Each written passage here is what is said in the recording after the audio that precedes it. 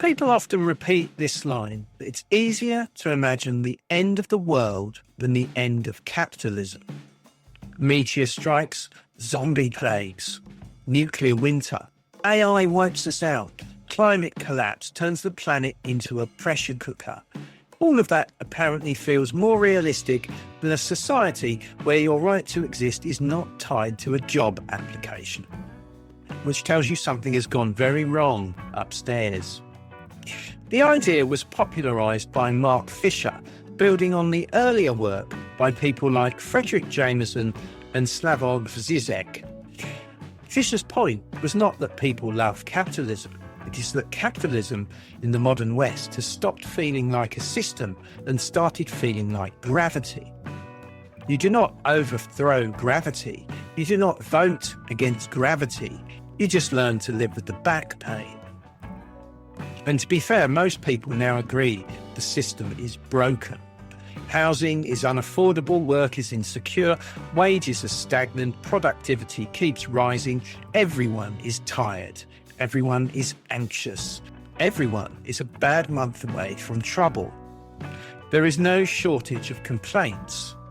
What there is shortage of imagination, because agreeing that capitalism is awful is not the same thing as being able to imagine what comes after it.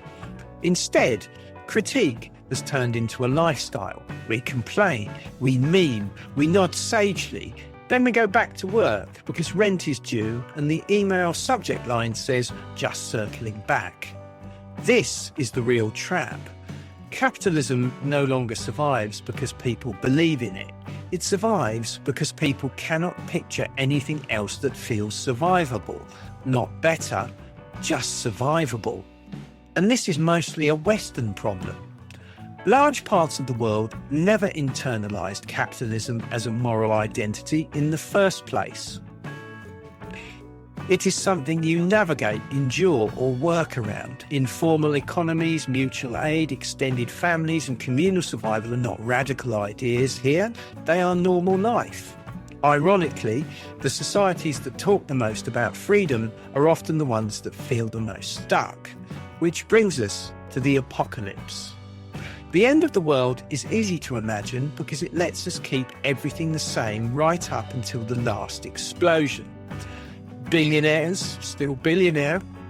Hierarchies, still hierarchy. The system never has to change. It just gets vaporized. Apocalypse stories are comforting like that. But nothing better was ever possible anyway. Systemic change is harder. It involves transitions, compromises, people still doing the washing up. That is far more unsettling. Here is the interesting part. Science fiction has been imagining life after capitalism for decades. Quietly, casually, without asking permission. Take Star Trek. Money disappears for basic survival. Replicators remove scarcity. People work because they want to, or because they are curious, or because they think it matters.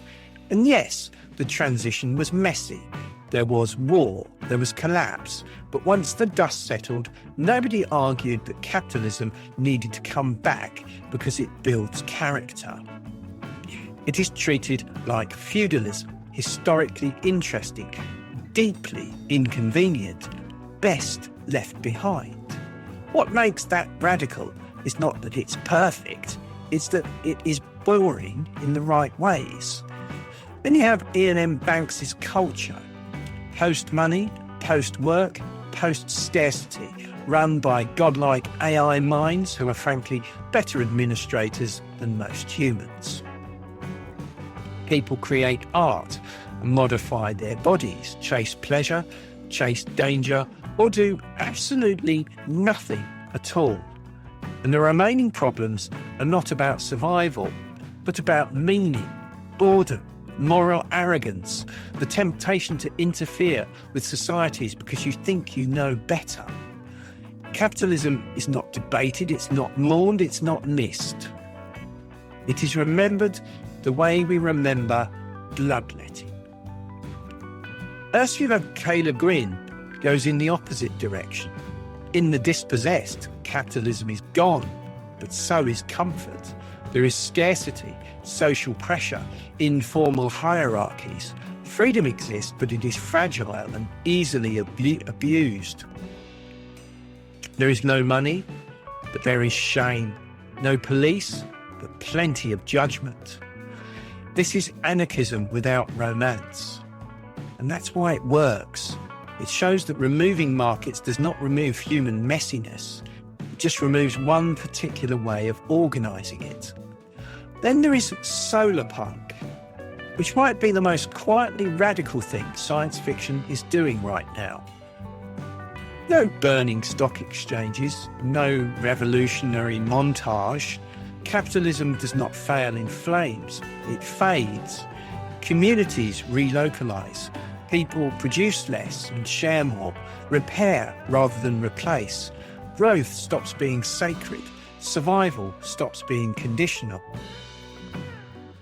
It is not that capitalism politely steps aside, it's that people step back in. And finally, the warning label. Kurt Vonnegut's Play a Piano imagines a world where machines do all the work, but capitalism stays anyway. Prestige hierarchies replace labour. Most people become surplus. Meaning evaporates. The lesson is blunt. Automation does not end capitalism. Values do. Across all these futures, a pattern emerges. Capitalism is treated as temporary. Growth is no longer holy. Survival is decoupled from exhaustion. Human problems persist, but markets stop dictating the terms of existence. Most importantly, these futures feel livable.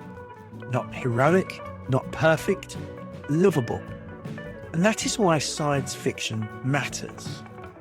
Politics struggles to answer the question, what comes next, without panicking. Science fiction has been answering it calmly for years, not with blueprints, but with permission. And here is where the gravity metaphor finally breaks. Gravity is a physical law. Capitalism is a story. Before the French Revolution, the divine right of kings felt like gravity too. Then one day, it didn't. The end of capitalism does not have to look like fire. It might look like relief. And the moment you can picture that, even imperfectly, the spell starts to weaken, because no system survives forever, especially one that requires everyone to pretend this is as good as it gets. If you're interested in how science fiction thinks about power, technology, and the futures we pretend not to imagine, this is a channel where I explore that. No hype, no nostalgia goggles, just books, ideas, and uncomfortable questions.